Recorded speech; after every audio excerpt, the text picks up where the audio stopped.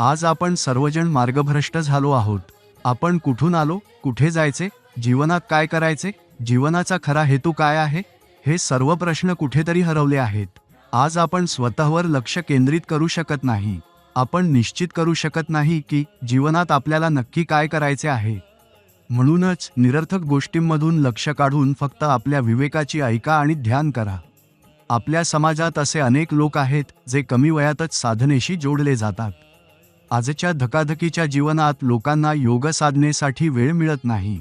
तथापि या योग क्रिया अत्यंत लाभदायक असतात आणि तणावमुक्त जीवन मिळवून देण्यात मदत करतात.